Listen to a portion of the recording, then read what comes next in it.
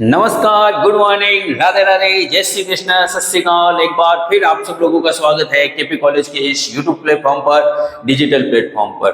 तो प्यारे बच्चों, हम सेमेस्टर 4 के ऊपर बात कर रहे थे, सेमेस्टर 4 पॉलिटिकल साइंस के ऊपर बात कर रहे थे, जिसके अंदर मैंने आपको सेमेस्टर 4 के अंदर आपका क्या सिलेबस रहने वाला है, सिलेबस के ऊपर विचार किया था। उसके बाद में इकाई 1 के अंदर जो हमारा जो सिलेबस था, मैंने आपको बताया था भारतीय राजनीतिक विचारक, इंडियन पॉलिटिकल थिंकर। जो हमारे सेमेस्टर 4 के अंदर हमारा जो है सिलेबस है, जिसका फर्स्ट थिंकर मनु के ऊपर हमने बात करनी शुरू की थी। हमने सिलेबस के ऊपर चर्चा की थी। उसके बाद में मनु कौन था, मनु कैसे आया, मनुस्मृति क्या है, मनु ने संसार की उत्पत्ति कैसे की, इन सब चीजों के ऊपर बात की। उसके बाद में हमने मनु के द्वारा जो दिव्य सिद्धांत था, अर्थात राज्य की उत्पत्ति का जो दिव्य सिद्धांत, जिसके अंदर मैंने आपको बताया था कि राज्य की उत्पत्ति के लिए मनु ने राजा का निर्माण किया था। पहले राज्य फिर राजा नहीं बना, पहले राजा बना और फिर राज्य बना। इस प्रकार की बातें मैंने आपको की थी और मनु के बारे में कुछ बातों को से आपको अवगत कराया था। मनु एवं राज्य एवं राजा, इनके बारे में बात की थी। आज हम बात करेंगे मनु के विचारों पे बात करेंगे। सर्वप्रथम हम मनु के राजनीतिक विचारों को देखेंगे। उसके बाद में मनु के द्वारा दिए गए जो सामाजिक विचार हैं, उनके ऊपर बात करेंगे। और उसके बाद में क्या करेंगे, उसके बाद में मनु का मूल्यांकन करेंगे। बात करते हैं मनु के राजनीतिक विचार। हमने देखा कि मनु ने क्या कहा था। मनु ने कहा कि जो प्राकृतिक अवस्था के अंदर राज्य के अंदर जो जनता थी वो दुखी थी। मत्स्य न्याय हो रहा था, जो शक्तिशाली था वो जो कमजोर का शोषण कर रहा था। तो ऐसे समय में परमपिता ने, यानी कि भगवान के द्वारा दिव्य शक्तियों से क्या बना, राजा बना। 8 दिव्य शक्तियों से, मैंने पिछली 2 क्लासों के अंदर ये सारी बातें आपको विस्तृत रूप से बता दी। 8 दिव्य शक्तियों के संयोग से राजा का निर्माण हुआ और उस राजा ने क्या किया, राज्य का निर्माण किया। अब मनु के राजा के द्वारा बनाया गया जो राज्य था, उसके अंदर क्या क्या होना चाहिए, राज्य की राजनीति किस प्रकार से चलेगी। हमने पिछली क्लास के अंदर शासन से संबंधित बात भी की थी, जिसके अंदर मैंने आपको बताया था कि मनु ने क्या कहा था। मनु ने राजतंत्र का पक्ष लिया था, मगर उन्होंने निरंकुश राजतंत्र की बात नहीं कही थी। उन्होंने कहा था कि राजा ऐसा होना चाहिए जो जनता की सुने और जनता के सहयोग से जनता के हितों के लिए कार्य करे, अपने स्वयं के स्वार्थ सिद्धि के लिए कार्य नहीं करे। तो इस प्रकार से बात कर रहे थे। अब जो मनु का जो राज्य था, अब मनु के राज्य के अंदर सबसे पहले हम बात करते हैं दंड के ऊपर, कि मनु ने अपने राज्य के अंदर दंड के ऊपर क्या विचार किया।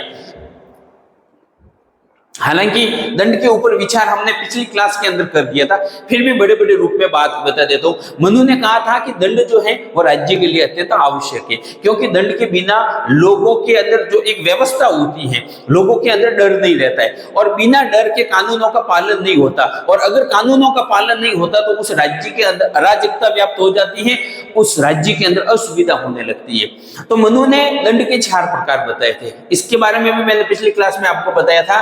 एक तो बताया था उसने दिक्दंड, अर्थात उसको धिक्कारना, छोड़ देना। दिक्दंड मतलब धिक्कारना या छोड़ देना।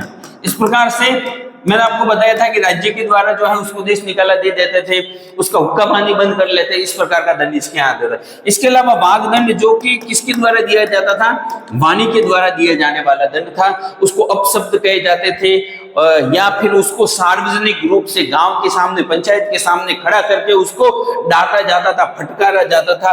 दंड के रूप में मैंने आपको बताया था कि उसके ऊपर क्या लगाया जाता था, दंड के रूप में उसके ऊपर जुर्माना लगाया जाता था। एक बात मैंने और आपको बताई थी, हर्जाना। जब गलती से कोई अपराध हो जाए तो उसकी भरपाई जो होती है वो हर्जाना कहलाती है, मगर जानबूझकर जो अपराध किया जाता है वो जुर्माना कहलाता है। इसके अलावा जो वध दंड है, इसको अपन कह सकते हैं मृत्यु दंड। ये दंड का सबसे बड़ा रूप था।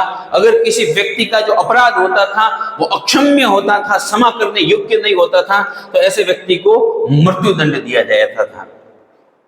मनु ने बताया था कि दंड क्यों दिया जाए, दंड क्यों दिया जाए। आज के समय में भी, आज वर्तमान जो राजनीति है, वर्तमान राजनीति में भी ये बड़ी चर्चा का विषय, क्या मृत्युदंड दिया जाना चाहिए।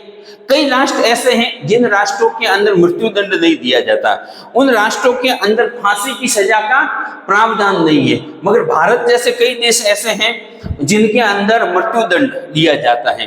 कई देशों के जो संविधान होते हैं वो मृत्युदंड नहीं देते, कई देशों के संविधान ऐसे होते हैं जो मृत्युदंड को बड़ा सख्त मृत्युदंड देते हैं, जैसे पत्थर मार मार के मार दिया, चौराहे पे खड़ा करके उसको गोलियों से भून दिया। तो मनु कहता है कि दंड जो होता है वो क्या होता है, रक्षक होता है। दंड क्या होता है, रक्षक होता है। दंड ही सबकी रक्षा करता है, क्योंकि दंड के भय से ही जो अपराधी होते हैं, जो लातों के लिए होते हैं, वो दबे रहते हैं और अपराधी गतिविधियां नहीं करते हैं। दूसरी बात उसने बताई थी कि दंड सर्वोपरि एवं सर्वशक्तिमान होता है। साम दाम दंड भेद, उसने जो 4 नीतियां बताई थी, उन 4 नीतियों के अंदर उसने बताया था कि दंड क्या होता है, दंड सबसे सर्वोच्च है, ठीक है ना। शक्ति के द्वारा किसी भी कार्य को साधा जा सकता है, शक्ति के द्वारा किसी भी प्रकार का जो स्वार्थ होता है उसको साधा जा सकता है, और शक्ति का प्रयोग ही क्या कहलाता है, दंड कहलाता है। तो दंड क्या होता है, सर्वोच्च होता है, सर्वशक्तिमान होता है, हर एक समस्या के हल के लिए दंड आवश्यक होता है।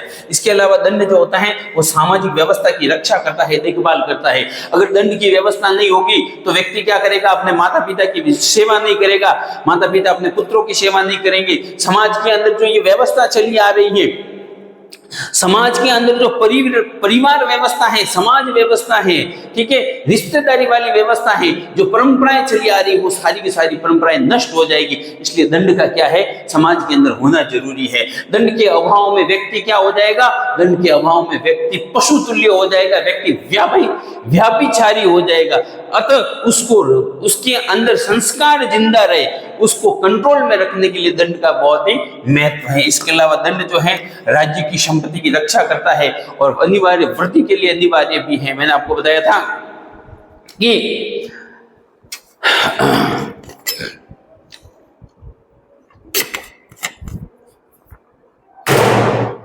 दंड के द्वारा राज्य की संपत्ति की रक्षा कर सकते हैं, क्योंकि अगर कोई व्यक्ति राज्य की संपत्ति को हानि पहुंचा रहा है, राज्य के ऊपर कुदृष्टि डाल रहा है, चाहे वो जो शक्ति है राज्य की संपत्ति को नष्ट करने वाला, चाहे कोई आंतरिक तत्व है या बाह्य तत्व है, अगर हम उनको दंड देंगे, अगर हमारे पास शक्ति होगी, अगर उनको दंड का भय होगा, तो वो क्या करेगा, हमारी संपत्ति के ऊपर आंख उठाने की कोशिश नहीं करेगा, कहते हैं ना। और अगर राज्य कमजोर होगा, उसके पास दंड नहीं होगा, शक्ति नहीं होगी, तो ऐसे समय में कुछ भी आंतरिक तत्व या पड़ोसी राज्य, बाहरी तत्व हैं, उस राज्य को नुकसान पहुंचा सकते हैं। इसके अलावा अपने राज्य को, अपनी संपत्ति को बढ़ाने के लिए, चाहे ये 2 प्रकार से होता है, एक तो व्यक्तियों से कर वसूलना, तो कर भी लोग दंड के भय से देते हैं, और दूसरा अन्य राज्यों के ऊपर आक्रमण करके उनकी संपत्ति को अपने वश में करना। इन दोनों के लिए दंड एवं जो शक्ति होती है वो बहुत ही महत्वपूर्ण होती है। तो दंड का क्या है, मनुस्मृति के अंदर, और मनु ने बहुत ही ज्यादा महत्व बताया है। आज हम बात करते हैं, आगे बात करते हैं मनु के विधि या कानून पर विचार। मनु ने विधि या कानून के ऊपर क्या विचार है। तो मनु क्या कहता है कि राज्य के अंदर कानून बहुत ही आवश्यक है, कानून बहुत ही आवश्यक है। समाज के अंदर जो भी व्यवस्था चल रही है वो कानूनों के द्वारा चलनी चाहिए। हालांकि मनुस्मृति के अंदर कोई लिखित कानूनों का खास साक्ष्य नहीं मिलता है, फिर भी मनु कहता है कि राज्य के अंदर एक विधि का होना आवश्यक है, कानून का होना आवश्यक है, नियमों का होना आवश्यक है। जो क्या करे, जो सत्ता का बंटवारा करे, जो शक्तियों को बांटे, न्याय कौन करेगा, कानून कैसे होंगे, व्यक्ति कितना कर देगा, अगर किस अपराध के लिए कौन सा दंड दिया जाता है, इन सब की जो बातें हैं, इन सब बातों को क्या है, संविधान के अंदर उन्होंने रखा था। तो मनु कहता है कि राज्य के अंदर कानून एवं नियमों का होना अत्यंत आवश्यक है, कानून एवं नियमों का होना अत्यंत आवश्यक है। और राज्य के लिए कानून का, ये जो कानून और नियम होते हैं, जो विधि है, इनका निर्माण कौन करेगा, देखो क्या होता है, कोई भी कानून होता है लंबे समय तक वो कार्य कर सकता है, मगर समय के साथ में उसके अंदर क्या होते हैं, परिवर्तन बहुत आवश्यक होते हैं। किसी भी राज्य का कानून है, किसी भी राज्य की विधि है, उसकी न्याय संहिता है, उसको समय के साथ में अपडेट होना बहुत जरूरी है।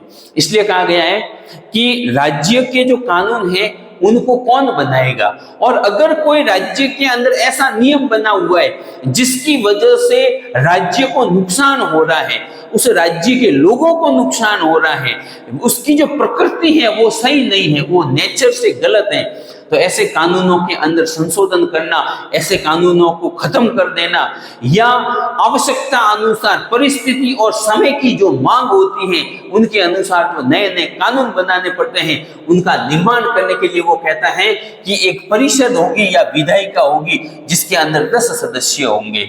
मनु कहता है कि एक विधायिका या परिषद होगी 10 सदस्यों की, और ये 10 सदस्य मिलकर के क्या करेंगे, कानून का निर्माण करेंगे। अब वो 10 सदस्य कौन होंगे, उनमें से जो 3 सदस्य होंगे वो तो कौन होंगे, उस राज्य के पढ़े लिखे, वेदों के ज्ञान रखने वाले, वेदों के ज्ञाता मतलब पढ़े लिखे इंटेलिजेंट व्यक्ति होंगे 3 तो उस राज्य के। इसके अलावा एक व्यक्ति जो होगा वो एक वाचाल किस्म का प्रवक्ता होगा, एंकर जिसको अपन आजकल कहते हैं, जो राज्य की बातों को अच्छी तरह से समझा सके। एक व्यक्ति जो होगा वो प्रवक्ता होगा, वक्ता होगा। इसके अलावा एक व्यक्ति जो होगा 10 व्यक्तियों की परिषद के अंदर, वो ये रक्षा विभाग से संबंधित, सेना या पुलिस का कार्य करने वाला, सुरक्षा कार्य को देखने वाला जो व्यक्ति है वो एक व्यक्ति होगा। एक व्यक्ति जो होगा वो एकदम निशक्त और गरीब होगा, जैसे कोई लूला, लंगड़ा, विकलांग, गरीब, इस प्रकार के जो लोग होते हैं ना, समाज का एक निचले तबके का व्यक्ति जो शारीरिक रूप से, आर्थिक रूप से अक्षम हो, ऐसा व्यक्ति एक उस विधायिका का सदस्य होगा।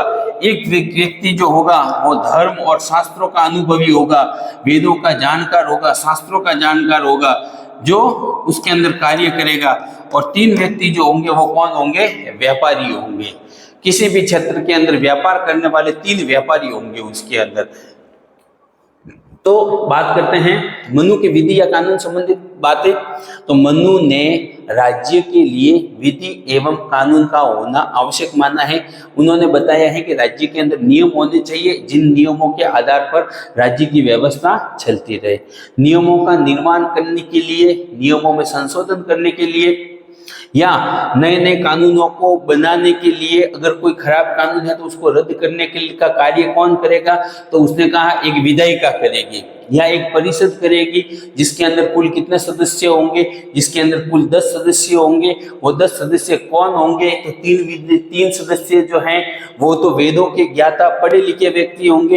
एक व्यक्ति जो है वो एक प्रवक्ता होगा, निर्वक्ता होगा, जो बात जनता के सामने अपनी बातों को अच्छी प्रकार से जनता को समझा सके।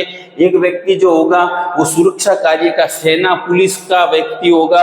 एक व्यक्ति जो होगा वो निशक्त गरीब होगा। एक व्यक्ति जो होगा वो धर्मशास्त्रों का अनुभवी होगा।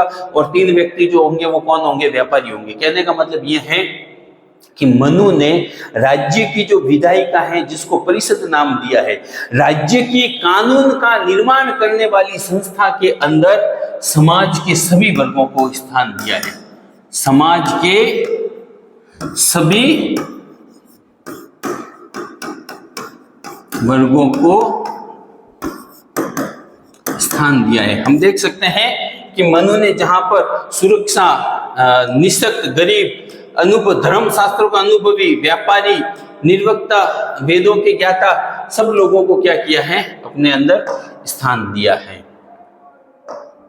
बात करते हैं मनु के न्याय संबंधित विचार। मनु के न्याय संबंधित विचार, अभी हमने पढ़े मनु के कानून संबंधित विचार। अब बात करते हैं मनु के न्याय संबंधित विचार। न्याय व्यवस्था, देखो किसी भी राज्य की जो व्यवस्था होती है वो 3 आधारों पर चलती है। कोई भी राज्य है क्या है, एक तो मैंने हम आज भी किसी भी राज्य को पढ़ते हैं तो सबसे पहले तो उसकी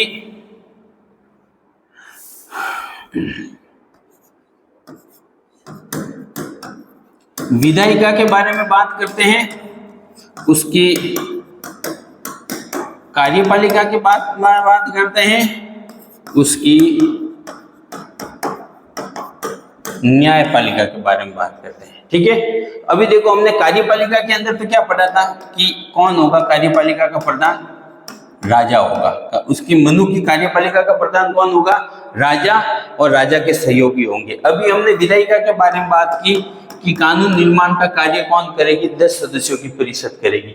अब अपन बात करते हैं न्यायपालिका की, कि मनु की जो न्यायपालिका थी उस न्यायपालिका के अंदर क्या होता है क्या नहीं होता है। मनु कहता है कि हर एक राज्य के अंदर विवाद होते हैं और वो विवाद कई प्रकार के होते हैं।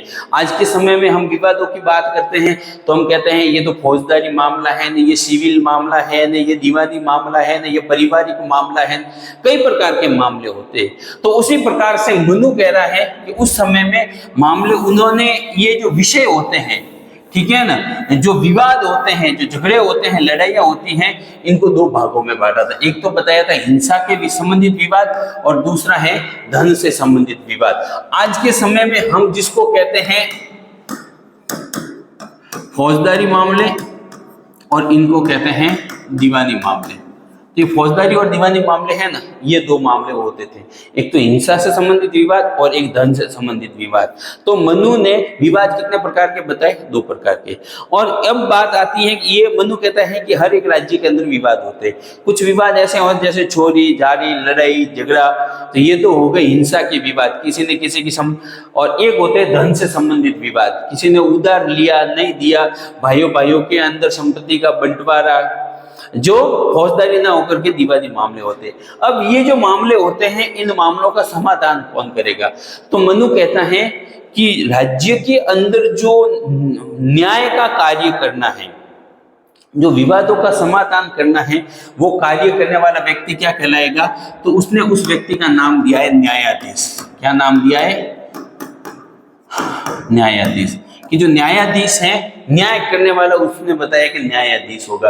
अब वो उस न्याय कौन करेगा? तो मनु कहता है कि राजा स्वयं जो है उन विवादों का न्याय कर सकता है। राजा क्या करेगा? खुद उन सारे मामलों को सुनेगा और उनका विवादों का निपटारा करेगा। अगर राजा के पास समय नहीं है या विवादों की संख्या ज्यादा है, ठीक है, समस्याओं की संख्या ज्यादा है, तो ऐसे समय में राजा क्या करेगा? योग्य ब्राह्मणों को नियुक्त करेगा। योग्य ब्राह्मणों को नियुक्त करेगा, जो ऐसे ब्राह्मण व्यक्ति जो वेदों का ज्ञान रखते हो, जो शास्त्रों का ज्ञान रखते हो और जिनके अंदर निर्णय लेने और कार्य करने की क्षमता हो। पढ़ा लिखा जो व्यक्ति होता है, कहते हैं कि पढ़े लिखे व्यक्ति की 4 आंखें होती हैं, तो वेदों का ज्ञान रखने वाले मतलब पढ़ा लिखा। तो ऐसे व्यक्ति जो पढ़े लिखे हो, स्मार्ट हो, सिंसियर हो, ईमानदार हो, जिनका चरित्र अच्छा हो, ठीक है, तो ऐसे व्यक्ति जो क्या करेंगे?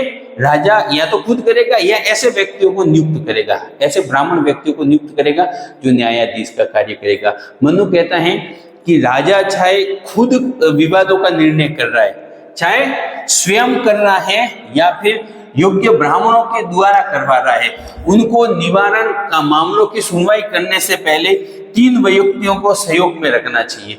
3 व्यक्तियों की क्या होनी चाहिए? सहयोगी परिषद होनी चाहिए। न्यायाधीश की भूमिका में चाहे राजा स्वयं है या कोई योग्य ब्राह्मण है, उनको सहयोग एवं सलाह देने के लिए 3 व्यक्ति जो है उनके साथ में होंगे, 3 सहयोगी होंगे। तो मनु ने कहा है कि 2 प्रकार के विवाद होते हैं, हिंसा से संबंधित विवाद होते हैं और धन से संबंधित विवाद होते हैं। ऐसे विवादों का निपटारा राज्य के राजा को स्वयं करना चाहिए या ब्राह्मणों से करवाना चाहिए, और करवाने के लिए कैसा करना चाहिए? तो उनको 3 व्यक्तियों को उनके साथ में सहयोग में लेना चाहिए, फिर करना चाहिए। न्यायाधीश वेदों का जानकार होना आवश्यक है। उन्होंने बताया कि जो न्यायाधीश होता है, चाहे राजा स्वयं है या योग्य व्यक्ति उसके द्वारा नियुक्त किया गया व्यक्ति है, वो व्यक्ति कैसा होना चाहिए? वेदों का जानकार होना चाहिए। क्योंकि ऐसा मनु ऐसा मानता था कि राज्य की कार्यपालिका, न्यायपालिका एवं व्यवस्थापिका, इनसे संबंधित जितनी भी महत्वपूर्ण बातें हैं, वो बातें कहाँ पे लिखी गई हैं? वो बातें वेदों के अंदर लिखी गई हैं। तो न्यायाधीश जो है वो कैसा होना चाहिए? वेदों का जानकार होना चाहिए। बात करते हैं मनु के कर व्यवस्था संबंधित विचार, इनकम टैक्स।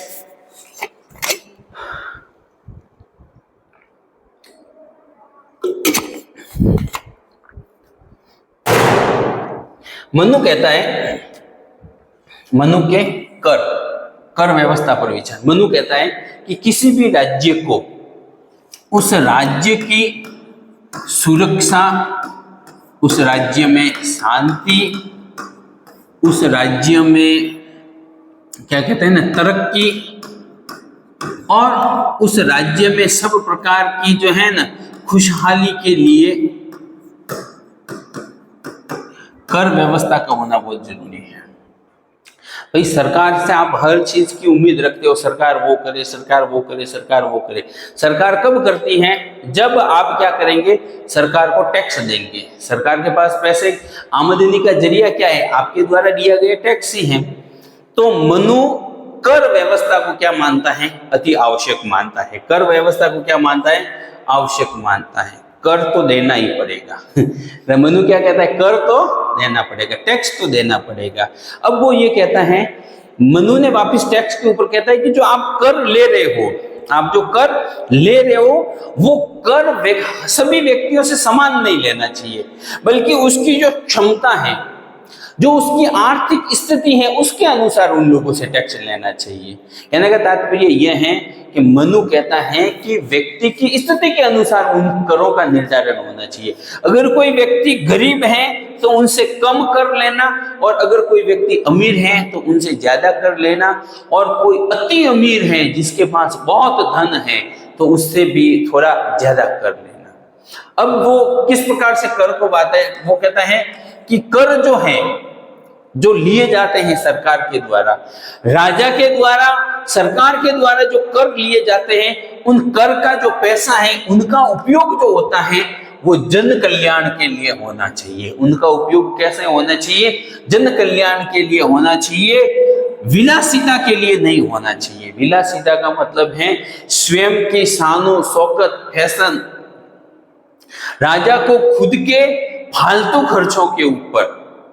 हाँ, वो कहता है कि राजा को भी एक निश्चित रकम राज्य से पेमेंट के रूप में लेनी चाहिए जिससे वो अपना भरण पोषण करे, मगर राजा को बहुत ज्यादा पैसे खर्च अपनी विलासिता के ऊपर, आप अपने सुख के साधनों के ऊपर और अपने मनोरंजन के ऊपर।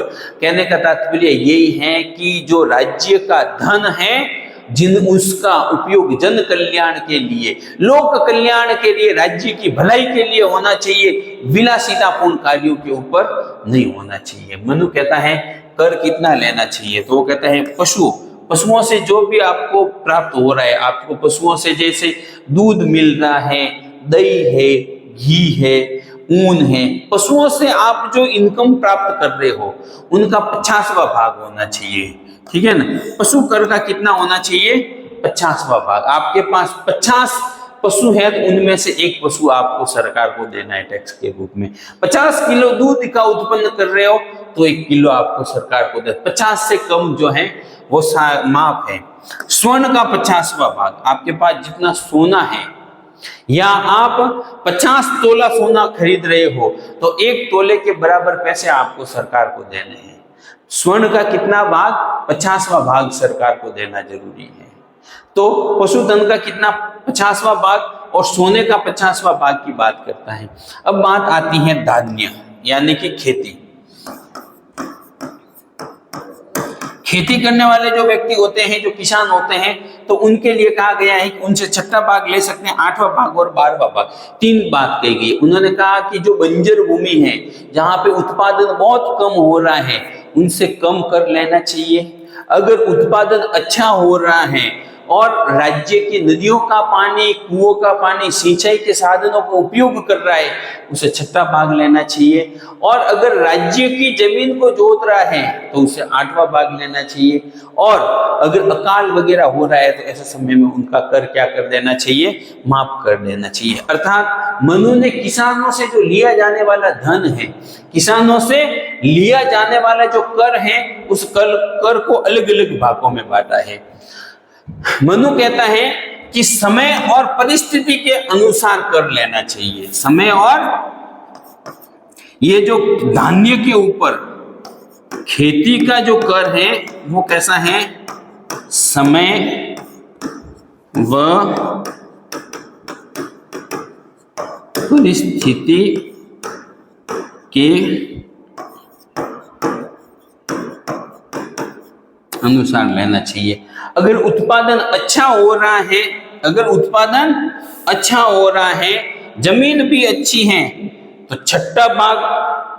अगर जमीन ज्यादा अच्छी नहीं है, उत्पादन कम हो रहा है, आपको लग रहा है कि सरकार को लग रहा है कि अब की बार बारिश कम हुई है, तो आठवां भाग। और अगर क्या हो रहा है कि बारिश हुई नहीं है, उत्पादन बहुत कम हुआ है, या फिर ऐसा लग रहा है कि वो जो भूमि है वो बहुत खराब भूमि है, उस भूमि की बंजर भूमि है जहां से उत्पादन बहुत कम होता है, वहां की मिट्टी अच्छी नहीं है, तो ऐसी भूमि से कितना भाग लेना चाहिए? 12वां भाग के रूप में सरकार को लेना चाहिए।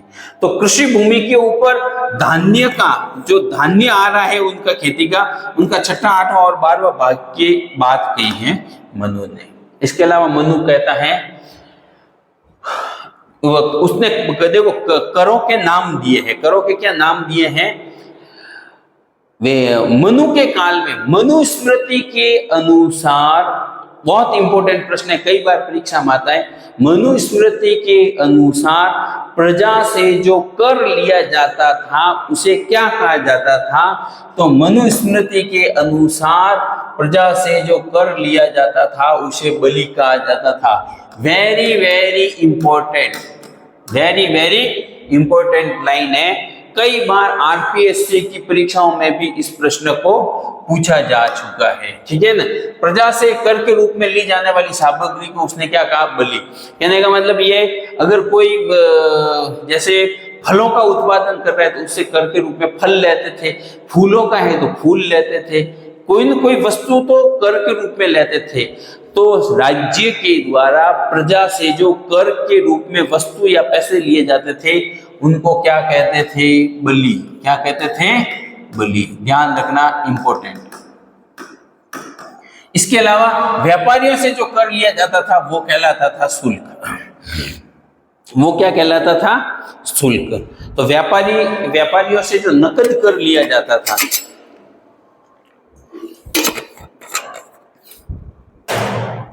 व्यापारियों से जो नकद कर लिया जाता था उसे उन्होंने शुल्क कहा है। वो कहता है कि जो कारीगर है, श्रमिक है, बोझा ढोने वाले हैं, ठीक है ना, जो मजदूर हैं, जिनके पास न तो खेती है न उनके पास व्यापार है, तो उनसे 1 महीने के अंदर 1 दिन की बेगार करवानी चाहिए। उनको से कर के रूप में क्या लेना चाहिए? तो वो कहता है कि 1 महीने के अंदर 1 दिन का उनसे काम ले लेना। बोझा ढोने वाले, मजदूर, श्रमिक, कारीगर, ऐसे जो व्यक्ति हैं जो अपने हुनर के द्वारा, अपनी मेहनत से कमा करके खा रहे हैं, तो उन लोगों से न तो कोई वस्तु लेनी चाहिए न उनसे पैसे लेने चाहिए, बल्कि उनसे क्या, कर के रूप में क्या लेना? महीने के अंदर 1 दिन उनसे बेगार करवाना, महीने में 1 दिन उनसे काम करवाना, बिना पैसे दिए काम करवाना, ठीक है। इसके अलावा वो कहते हैं कि जो अत्यधिक वृद्ध हैं, लंगड़े हैं, जो अंधे हैं, समाज के अंदर वो वर्ग जो कार्य नहीं कर सकता है, ऐसे लोगों से कर नहीं लेना चाहिए। तो ये थे मनु के राजनीतिक विचार, मनु के दंड पर विचार, मनु के कानूनी विधि एवं कानून पर विचार, मनु के कर पर विचार और मनु के न्याय पर विचार, ये थे, ठीक है। आज की क्लास यहीं पे समाप्त करते हैं। कल की जो क्लास होगी उसके अंदर हम मनु के सामाजिक विचारों को पढ़ेंगे। Thank you.